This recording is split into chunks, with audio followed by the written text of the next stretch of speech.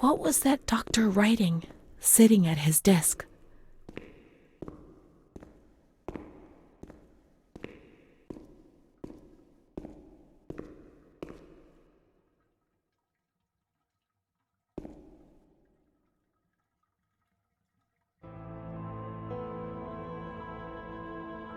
September 7th, 1938. The patient frequently indulges in recriminations expressed in an explosive tone of voice. This morning she threw away the milk, saying it was full of urine, spittle, and all kinds of other filth. Crazed, she hears voices that order her to do things. She says she heard children singing and that they were locked up in a school. January 20th, 1939. Introverted, dazed, cannot focus on anything. When questioned and stimulated, she starts crying and weeping. At other times, she laughs. June 1st. Apathetic. Eats very little. She refuses to be touched. Does not respond. Spends her time in the grounds. The cooks report that she sits on a bench in front of the kitchens. October 14th. Return of impulsive behavior. This morning she asked for 2 eggs to make zabayoni, but when she got them, she threw them up in the air. Excited, clamorous, slightly confused, takes her clothes off. December 8th. Tied to bed for 15 days. High-spirited, tends to make witty comments and use vulgar words. Laughs hysterically and pleasures herself. The nurses report that about 2 weeks ago she remained in the showers on her own and didn't want to leave. They said that when they took her away, she swore at them and then lashed out and bit them. 2 nurses had to be treated for their injuries. They've kept her tied to the bed since then.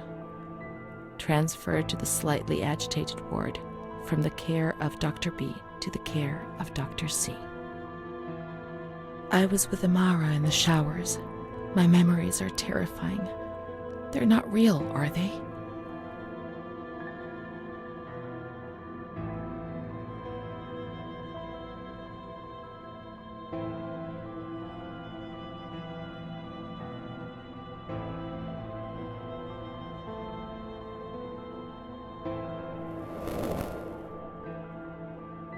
December 15th.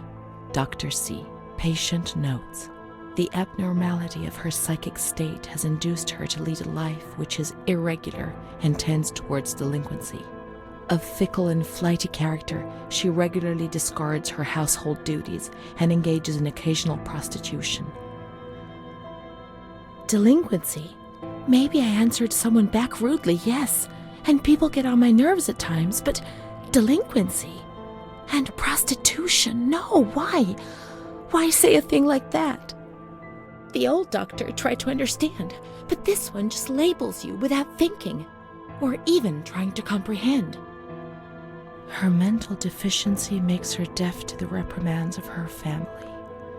She has shown suicidal tendencies. She was brought to the ward yesterday, agitated and hysterical. Treated with cardiazol, 2 injections a week for 5 weeks. They were only trying to confuse us with the therapy, and my God, they succeeded. It was as if they wanted to instill the madness into us.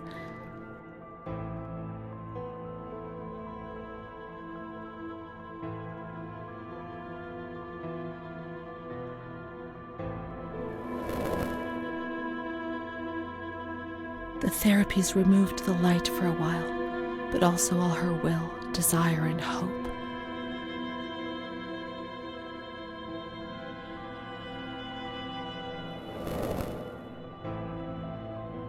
It was torture, but we had no choice. Nobody explained anything. No one tried to help us understand.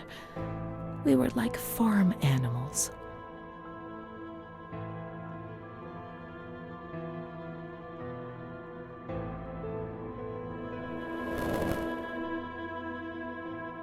June 2nd. After a long period of calm and improvement, the patient is very agitated today and vehemently refuses to submit to a gynecological examination. She swears and curses those helping her, flailing her arms and hitting them. According to reports by Dr. B, The patient has been subjected to periodic checkups since she had a spontaneous abortion about 2 years ago in her 3rd month of pregnancy. Conception occurred after she had sexual intercourse with a stranger who sneaked into the hospital grounds. Details are contained in the charges filed at police headquarters in Volterra, a copy of which is attached to these clinical notes. ES therapy. A spontaneous abortion? It's not true. I can't believe it. How could I have invented things if I didn't even know what they were doing to me?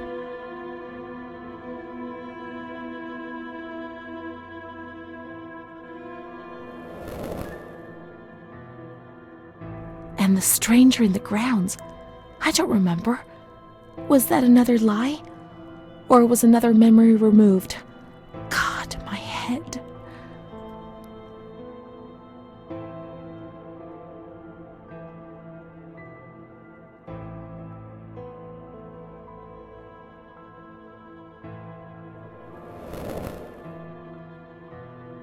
The other Renee, the one the doctor talked about, the evil one who made you feel ill, the prostitute, the delinquent, the manic one. And what was she called?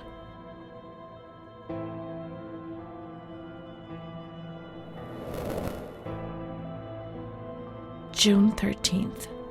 The nurses report that she descended into a state of great mental confusion after receiving her mother's letter.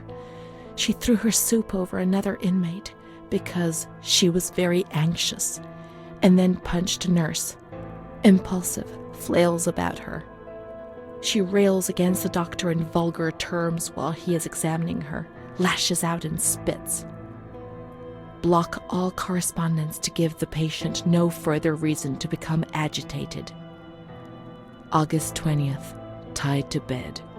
The nurses report that the patient is extremely agitated after the visit of a relative or family friend.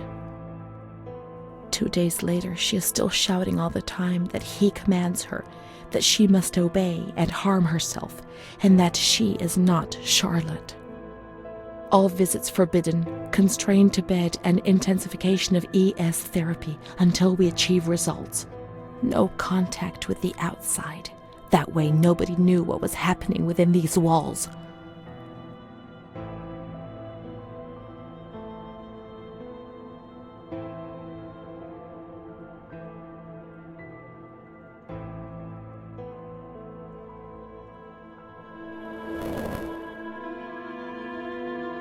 Calm down. You must be calm. Don't get agitated. We'll make you calm down. Is that the only thing that matters? Is tranquility worth the price of not living?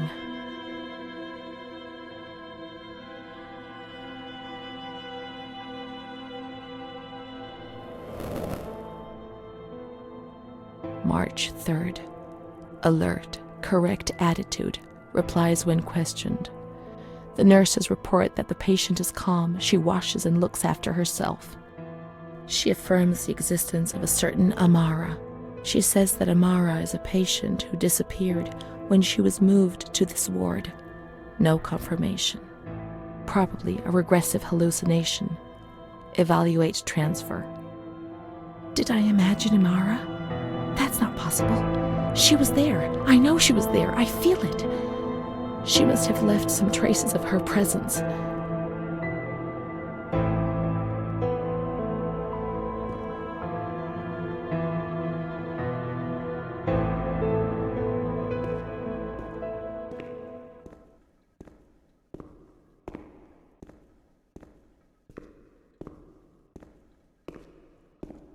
We can try to find her medical records in the archive where their letters were filed.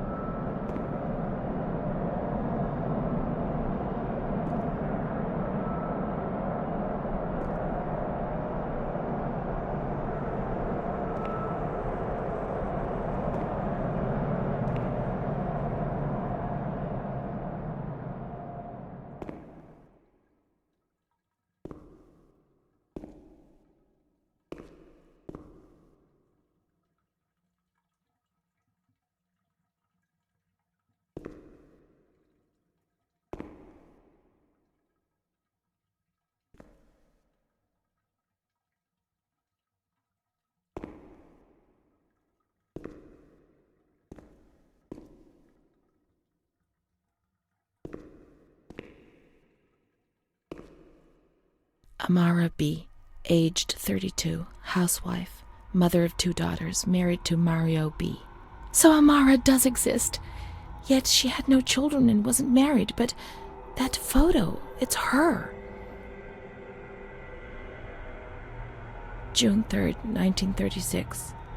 Admitted yesterday, showing signs of improvement. June 8th. Cheerful, calm, and tranquil. Her behavior is good and she is keeping herself clean and tidy. Discharged on June 10th. April 28th, 1937. Arrived accompanied by her husband in an anxious and nervous state. Has difficulty speaking, trembles. Discharged May 14th. March 8th, 1938. A few days before Renee was admitted, she told me that she too had been admitted only a short time previously. Arrived yesterday in a febrile state. Discharged March 14th. She didn't leave. Certainly not after a few days. No. June 22nd, 1939. Readmitted once more. The patient shows rapid improvement. Discharged July 2nd. August 1st, 1941. The latest of many admissions due to agitation. Discharged August 27th. She came and went, stayed only for short periods, but I remember she was always with me. Oh, what's going on? March 4th, 1942. Back again, the same situation. March 8th. Compared to previous admissions, the patient seems depressed even after a few days, although her demeanor is calm and she is attentive. Discharged March 25th. April 2nd.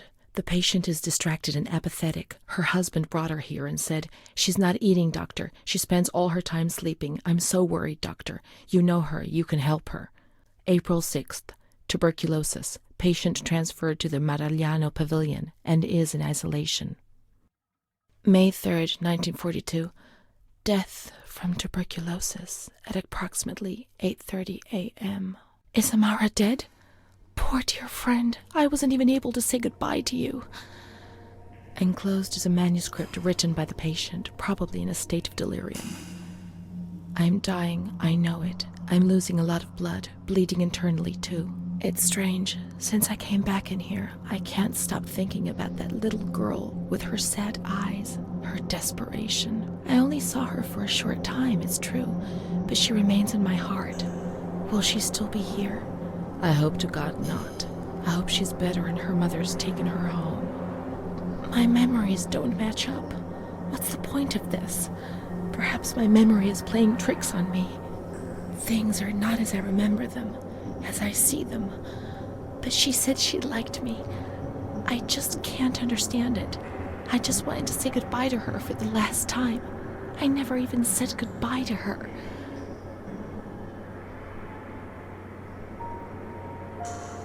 How could a soul survive in this hell? I so want to feel things again. Pain, passion. Feel the damp tears rolling down my face. To remember that I was alive.